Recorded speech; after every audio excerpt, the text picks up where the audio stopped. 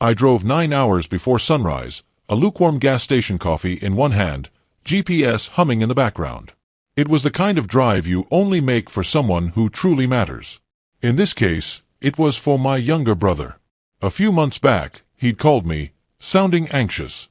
He wanted to propose but couldn't afford the ring she had her heart set on. He didn't ask for help outright, but I offered.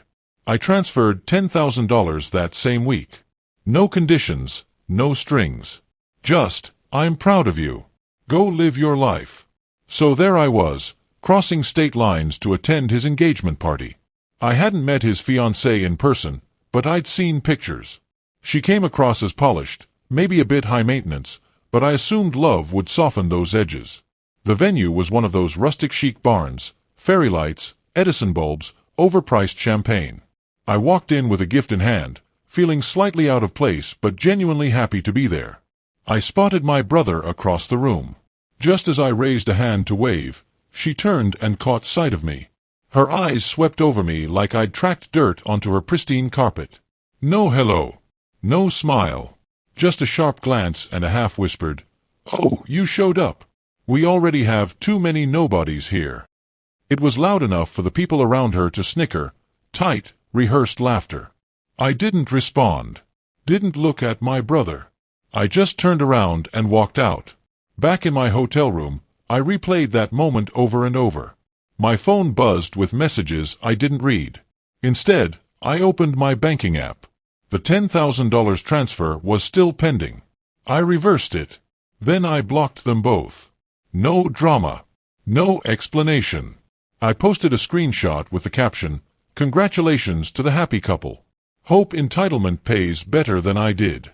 The next morning, I didn't check my phone, not because I forgot, but because I already knew what would be waiting.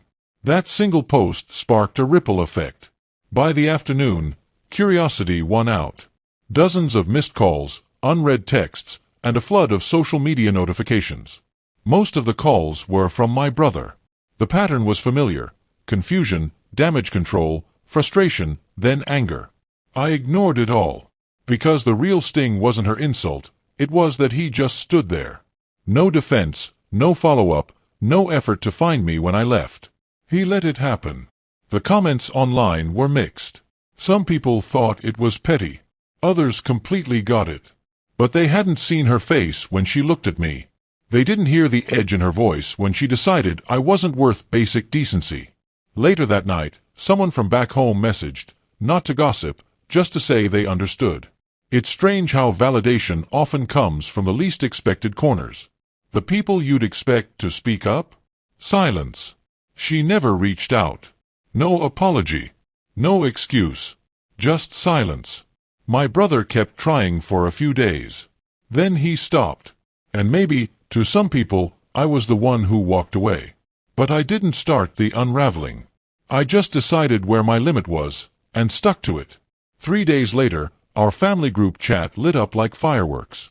I'd muted it months ago, too many forwarded recipes and political rants. But this time, my name was in the conversation. Turns out, my brother had never told anyone I helped him buy the ring. Everyone thought he'd pulled it off alone. So when my post started making the rounds and people connected the dots, it hit harder than he expected. The chat was divided.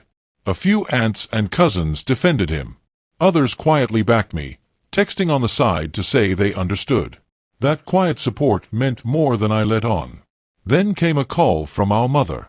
We hadn't been particularly close in recent years. She wasn't angry, just disappointed it had come to this. I didn't give her the full story, just said, "There's more you didn't see." She sighed and said, "It's sad watching siblings grow apart." Maybe she was right. But there's a difference between drifting and deciding to swim away. That moment at the party wasn't a one-off. It was the final confirmation of something I'd been feeling for months.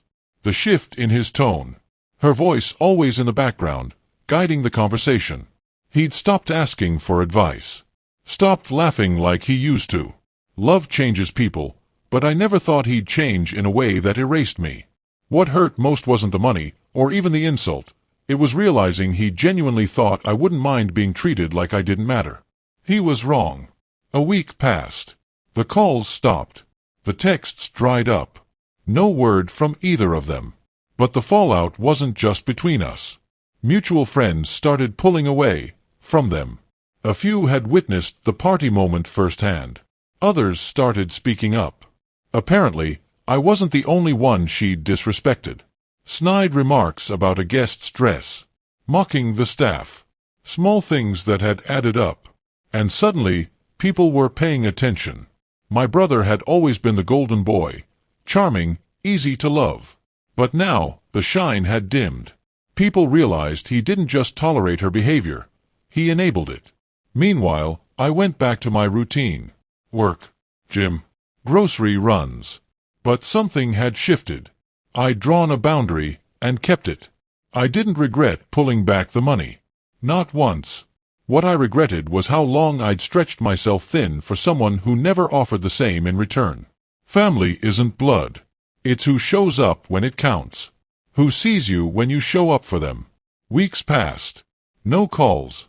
No messages. Just silence where a relationship used to be. Not loud. Not dramatic. Just gone, like a song that ends mid-chorus. Then a wedding invite arrived in the mail. My name was spelled wrong. No note. No message. Just a shiny, expensive card. High on looks, empty on substance.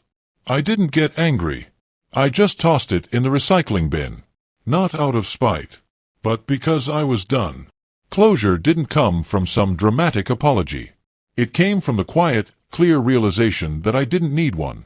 I gave what I could, and when it became clear I was giving into a void, I stopped. That's not cruelty. That's survival. I never wanted credit for the money. I didn't expect gratitude. All I ever hoped for was a little respect. And when I didn't get it, I didn't make a scene, I made a choice. Some people called it petty. Others called it harsh. But those who really understood, they knew. This wasn't about money. It was about boundaries. About choosing yourself when no one else will. I didn't go to the wedding. I heard it was beautiful, though smaller than planned. Some guests backed out. Claimed scheduling conflicts. I didn't ask. I didn't need revenge. Or closure. What I needed was peace. And walking away gave me that. If you've ever had to learn, sometimes the hard way, that not everyone deserves access to your kindness, this story was for you. I'm sharing more stories like this. Real, raw, personal. If that resonates with you, stick around. There's more to come.